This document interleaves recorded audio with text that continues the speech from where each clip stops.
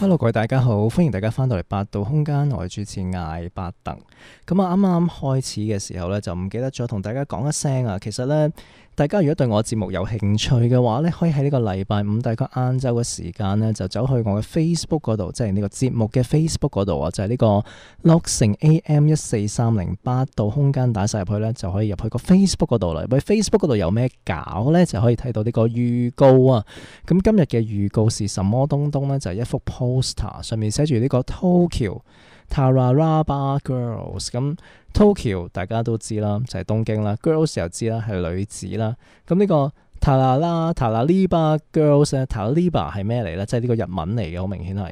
咁 Tararaba 就係日文翻嚟中文就叫做白日夢，冇錯啦。呢個 Netflix 咧最近咧就上咗一套劇，就係日劇嚟嘅，就叫做呢個東京白日夢女子啊，中文英文就叫 Tokyo Tararaba Girls。咁如果大家想去 Netflix 度睇咧，即係唔識串 Tararaba 唔緊要，Tokyo 同 Girls 都應該識串啦。咁你 search Tokyo Girls 應該都彈呢套嘢出嚟嘅，所以 Tararaba 點串咧就冇需要深究啦，係咪？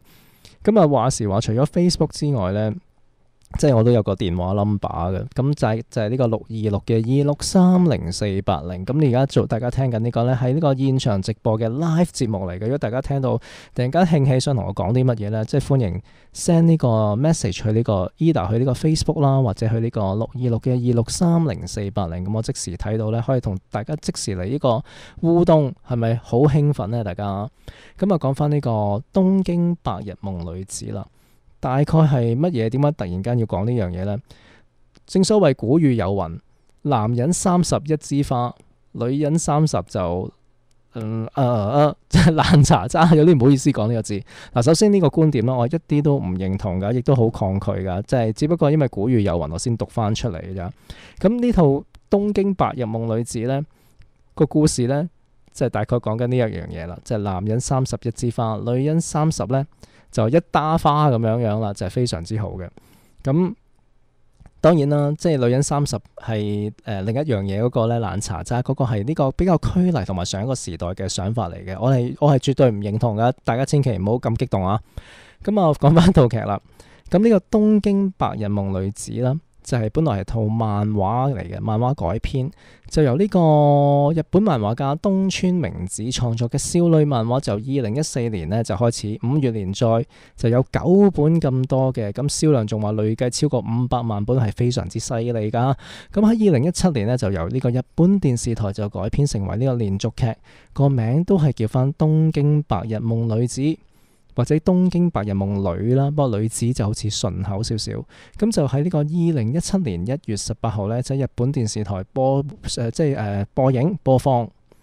咁就由呢個吉高由里子主演嘅。吉高由里子喺呢個日本嘅都算係話係老牌演員呢，就好似有啲誇張，但係佢年紀都唔係太後生，但係已經有翻咁上下經歷㗎啦。咁就係面圓圓嗰個啦，唔知大家識唔識啦？咁吉高由里子呢，就係當時呢，即係2017年嘅時候呢，已經係7年冇做戲㗎啦。咁為咗呢套戲呢，就出翻嚟做，就係做呢個女主角嘅。咁成套劇即係呢個東京白日夢女呢，就係有10集咁多嘅。咁呢個東京白日夢女子係講乜嘢呢？究竟女人30係咪爛茶渣呢？咁就套劇呢，就係圍繞住3個女人嘅。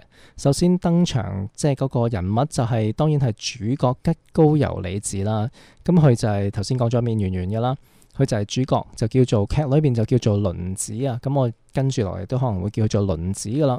咁佢哋就係做呢個電視或者電影嘅編劇嘅，即係寫稿啊嗰啲編劇嗰啲啦。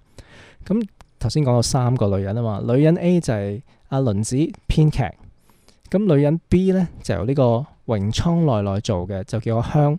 咁榮倉奈奈就係一個高高瘦瘦嘅演員嚟嘅，即係好高好瘦嘅。咁就係一個美甲店嘅老闆娘啊，即係幫人做呢個水晶指甲嗰啲。咁嗰個雖然話美甲店老闆娘，但係其實嗰間美甲店咧都係 one man band 嚟嘅，即係得佢一個人做晒所有嘢嗰啲啦。咁一個小生意咁樣啦。咁仲有另一個女仔咧，就叫小雪啦。就係呢個大島優子做嘅。咁就喺劇裏邊嘅形象咧，就係戴住眼鏡啦、4眼嘅，就好嚴肅嘅個人。咁佢老豆咧就係開居酒屋嘅。咁啊小雪咧就喺老豆嘅居酒屋裏邊幫手啦，就係做呢個店員啊，同埋做煮嘢咁樣樣。所以 so far 咧就有呢個三個女人啦，有輪子就係做呢個編劇啦，係時尚女性啦。有呢個阿香就係美甲店老闆娘，高高瘦瘦嘅，同埋呢個四眼戴眼鏡嚴肅嘅居酒屋嘅店員，同埋煮嘢嘅小雪咁樣樣。咁三個人咧都係好朋友嚟嘅，咁就係自細啦，中學嗰陣時就識啦。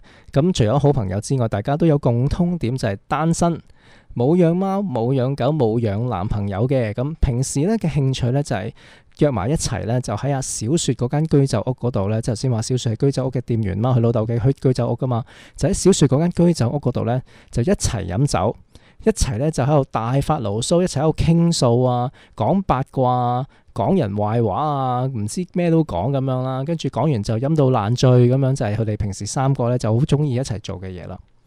咁啊，故事一開始嗰陣時咧，就係輪子啦，就係做編劇嗰個啦，就係嗰間公司裏邊咧。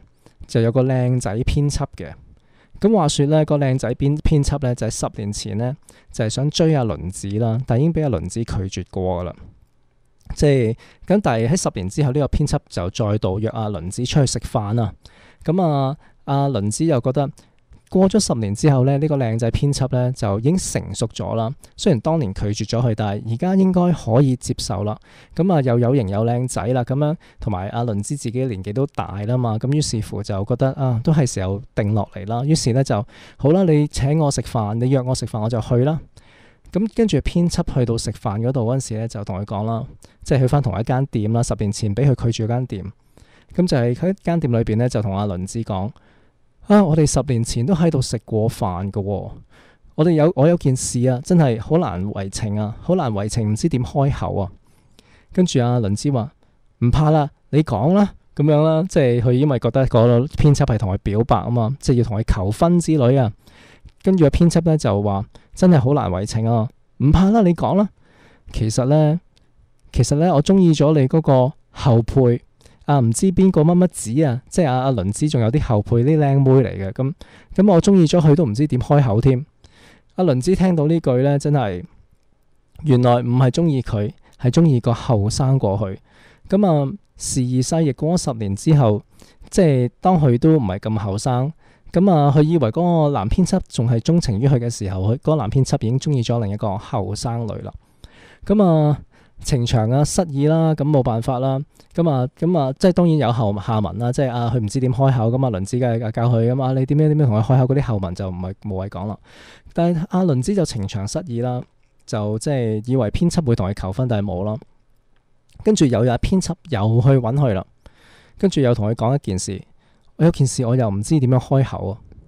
跟住喺呢個時候，阿輪子又話你有咩事又唔知點開口啊。跟住阿編劇就話其實咧，我想換編劇啊，即係佢哋有套劇係即係已經係高榮緊嘅，但係阿編劇就話因為導演想換一個後生啲嘅女仔，所以我哋套劇可能要換咗你，換一個後生啲嘅女仔嘅編劇咁樣。咁冇辦法啦，阿輪子又俾人哋換咗啦，即係情場失意之後喺職場亦都失意兼失埋業。咁失業又情場失意嘅輪子咧，就照舊啦，就約班 friend 出嚟啦。即係頭先講過嘅阿香啦，即係做呢個美甲店嘅香啦，同埋呢個喺居酒屋翻工嘅小雪啦。就喺小雪嗰間居酒屋嗰度咧，又係同一個戲碼，就係喺度飲飲食食、吵鬧鬧咁樣嘈亂巴閉咁樣啦。咁飲到咁上下嗰陣時啦，輪子就要起身去廁所，跟住一起身嗰陣時咧，就唔覺一撞咁撞到即係後邊嗰個人啦。咁後邊嗰個人咧就即刻即係嗰杯嘢就倒到個身，成身濕晒咁。佢望一望後邊嗰個人咧，就原來係個金毛仔嚟嘅，即係個後生靚仔，一頭金髮咁金毛咁樣嘅，就20幾歲到啦，睇個樣。金毛仔咧俾佢撞一撞咧，就成杯水倒咗喺自己度咁。輪子又即刻哎呀 sorry 啊，唔好意思啊咁樣。金毛仔就話杯水倒到我唔緊要。不過你哋可唔可以靜啲啊？咁樣即係嫌佢嘈啊！你杯水倒唔到我，即係倒咗我都唔緊要，你哋靜啲啦，不如咁樣。咁跟住咧講下咧，金毛仔就開始發火啦。我成晚聽住你哋係咁抱怨呢樣，又係咁抱怨嗰樣，抱怨埋啲人又點，跟住又幻想啲男人應該對你點，咁自己又應該點，咁多嘢幻想，淨係幾個女仔，淨係識得圍埋一齊講是講非咁樣。話時話你哋都唔算係女仔啦，都30歲啦，邊算係女仔呢？30歲人仲咁多幻想，淨係喺度發白日夢咁樣啦，喺度鬧鬼佢個金毛仔。咁啊，即係話時話金毛仔係得廿幾歲，咁啊鬧幾個30歲嘅人啦，咁即係喺日本好少見噶。咁所以呢部劇就叫做《東京白日夢女》啦。咁當呢個幾個3張幾嘅淑女啦，即係輕淑女啦，俾呢個金毛仔鬧完之後咧，即係當堂呆晒啦。咁大家聽到呢度咧，係咪有咩感想咧？係咪覺得好吸引呢？但係個劇情啊，當然就唔係那麼簡單啦，當然仲有更加多轉折啦。咁喺呢個時候就送首歌俾大家，就同發夢有關嘅，就係夢中人。我哋轉頭翻嚟繼續傾。